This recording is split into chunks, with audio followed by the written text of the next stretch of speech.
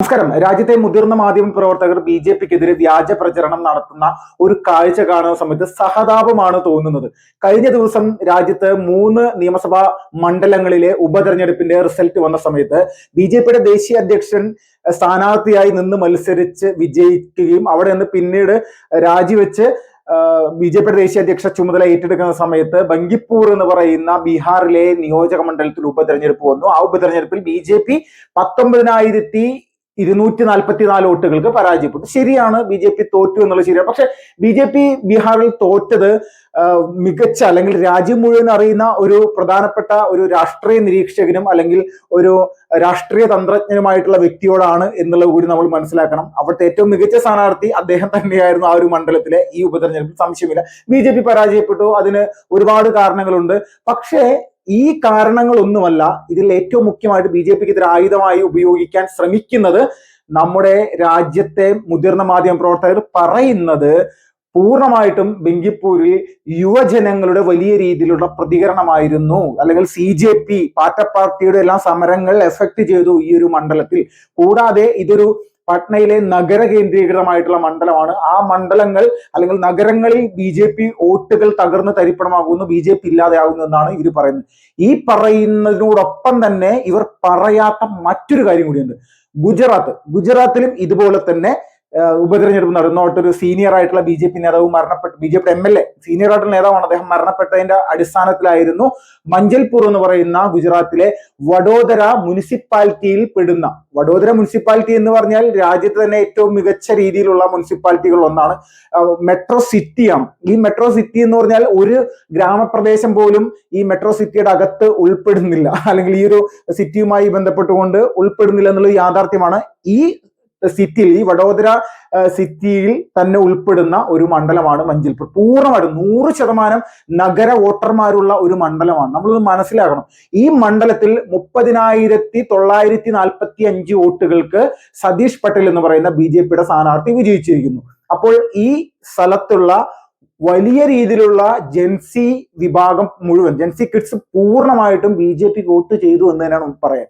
അപ്പോൾ ഇത് തുറന്നു പറയാതെ ബീഹാറിലെ ബങ്കിപ്പൂരിൽ നടന്നിട്ടുള്ള തിരഞ്ഞെടുപ്പുമായി ബന്ധപ്പെട്ട് അവിടെ ബി ജെ പി പരാജയപ്പെടുന്നത് ജെൻസിയുടെ വോട്ടുകൾ എതിരായതിന്റെ പേരിലും നഗര കേന്ദ്രീകൃത മേഖലയിൽ ബി ജെ പിയുടെ ശക്തി ഇല്ലാതാകുന്നു എന്ന് പറയുന്ന ഒരു രീതിയിലേക്ക് ഇതിനെ മാറ്റിമറിക്കാനാണ് രാജ്യത്തെ മുതിർന്ന മാധ്യമ പ്രവർത്തകർ, അത് നമ്മൾ പ്രത്യേകം എടുത്ത് പറയണേ, മുതിർന്ന മാധ്യമ പ്രവർത്തകർ ഇങ്ങനെ പറഞ്ഞുകൊണ്ടിരിക്കുന്നത്. അപ്പൊ നമ്മൾ ഇവരുടെ ഒരു പച്ചക്കള്ളം നമ്മൾ മനസ്സിലാക്കണം. ഇവരാണ് ഏറ്റവും വലിയ സത്യസന്ധന്മാരാണെന്നുള്ള രീതിയിലാണ്, ഞങ്ങൾ പഠിച്ചതാണ്, ഞങ്ങൾ പഠിക്കുന്നതാണ്, ഞങ്ങൾ പറയുന്നതാണ് ശരി എന്നുള്ള രീതിയിലേക്കാണ് ഈ മുതിർന്ന മാധ്യമ പ്രവർത്തകർ എന്ന് പറയുന്ന ആളുകൾ പറഞ്ഞുകൊണ്ടിരിക്കുന്നത്. അവരുടെ പ്രവർത്തന കാര്യങ്ങളൊക്കെ നമ്മൾ റെസ്പെക്ട് ചെയ്യുന്നു. പക്ഷെ ഇവര് പറയുന്ന അല്ലെങ്കിൽ ഇവർ പ്രചരിപ്പിക്കുന്ന കാര്യങ്ങളിൽ കള്ളമുണ്ടെങ്കിൽ അത് കള്ളമാണ് എന്ന് തന്നെ നമ്മൾക്കും പറയാൻ അറിയാം. നിങ്ങൾക്ക് മാത്രമല്ല, നമ്മൾക്കും ഈ കള്ളങ്ങൾ പൊളിച്ചിറക്കാനുള്ള സാമാന്യ കോമൺ സെൻസ് ഉണ്ട്.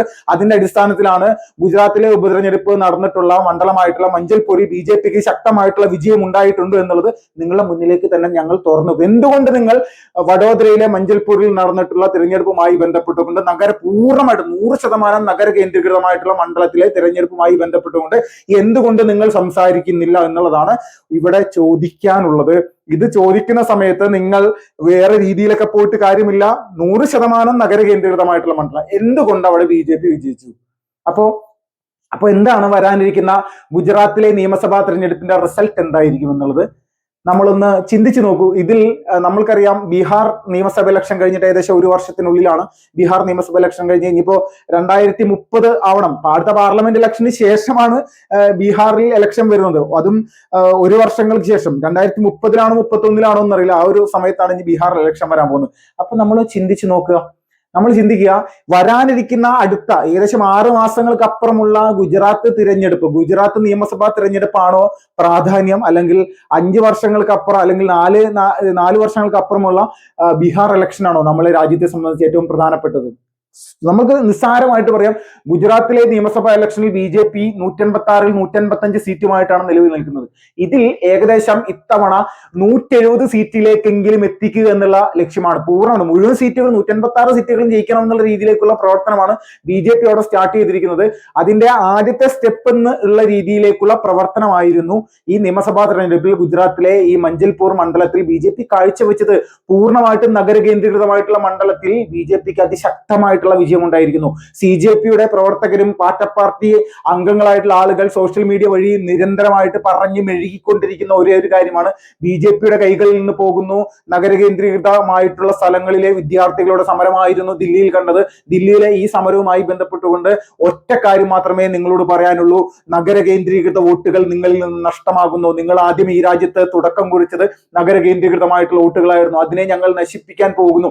ഇങ്ങനെയെല്ലാം നിരന്തരമായിട്ട് പറഞ്ഞുകൊണ്ടിരുന്ന ഇവിടുത്തെ പാർട്ടിയുടെയും കോൺഗ്രസിന്റെയും എല്ലാവരുടെയും അണ്ണാക്കിൽ പിരിവെട്ടുന്ന തരത്തിലേക്കുള്ള വിജയം തന്നെയാണ് വഡോദരയിൽ നടന്നിട്ടുള്ളത്, വഡോദരയിൽ മഞ്ചൽപൂരിൽ നടന്നിട്ടുള്ളത്.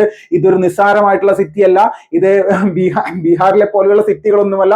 ഗുജറാത്തിൽ മോദി മുഖ്യമന്ത്രിയായിരുന്ന സമയത്ത് ഡെവലപ്പ് ചെയ്തെടുത്ത സിറ്റികളിൽ ഒന്നാണ് വഡോദര. അപ്പോൾ ഇത് പൂർണ്ണമായിട്ടും ഇവിടെയുള്ള നഗര കേന്ദ്രീകൃതമായിട്ടുള്ള ഒരു പ്രദേശത്തെ വോട്ടർമാർ അതിശക്തമായിട്ട് BJP-ക്ക് അനുകൂലമായിട്ട് വോട്ട് ചെയ്യണമെന്നുണ്ടായിരുന്നെങ്കിൽ അവിടെ ഏത് തരത്തിലുള്ള പാർട്ടി എഫക്റ്റ് ആണ്, പാർട്ടിയുടെ എഫക്റ്റ് ആണ് അവിടെ അഴിഞ്ഞാടിയിരിക്കുന്നത്. ഒരു അഴിഞ്ഞാട്ടവുമില്ല. അഴിഞ്ഞാടിയവരെ നിലക്ക് നിർത്താനുള്ള എല്ലാ തരത്തിലുള്ള ശേഷിയും സംഘടനാ സംവിധാനവും BJP-ക്ക് ഉണ്ട് എന്നുള്ളത് BJP തെളിയിക്കുന്ന രീതിയിലുള്ള ഒരു തെരഞ്ഞെടുപ്പ് ഫലമായിട്ട്. പക്ഷേ നമ്മുടെ കേരളത്തിലെ മാധ്യമങ്ങളും രാജ്യത്തെ പല മോദി വിരുദ്ധ ശക്തികളും BJP വിരുദ്ധ സംഘപരിവാർ വിരുദ്ധ മാധ്യമങ്ങളും ഇവിടുത്തെ സുഡാപ്പികളെല്ലാം അവരുടെ പോസ്റ്ററുകളും ബാനറുകളും അല്ലെങ്കിൽ സോഷ്യൽ മീഡിയ കംപ്ലീറ്റ് അവർ മുഴുവനായിട്ട് നിറച്ചിരിക്കുന്നത് ബീഹാറിൽ BJP-യുടെ ദേശീയ അധ്യക്ഷന്റെ മണ്ഡലം നിതിൻ നബിന്റെ മണ്ഡലമായിട്ടുള്ള ബംഗൽപൂരിൽ BJP പരാജയപ്പെട്ടിരിക്കുന്നു. പൂർണ്ണമായിട്ടും ഇതൊരു മോദിയുടെ വീഴ്ചയാണ്, മോദിയുടെ പതനം ഉത്തരേന്ത്യയിൽ നിന്ന് തുടങ്ങി എന്നൊക്കെയാണ് സന്ദീപ് വാര്യരടക്കമുള്ള ഇവിടുത്തെ MLA-മാരൊക്കെ തൃക്കരിപ്പൂരിൽ MLA ആയിട്ടുള്ള ഈ സന്ദീപ് വാര്യർ ഇങ്ങനെ പറഞ്ഞുകൊണ്ടിരിക്കും.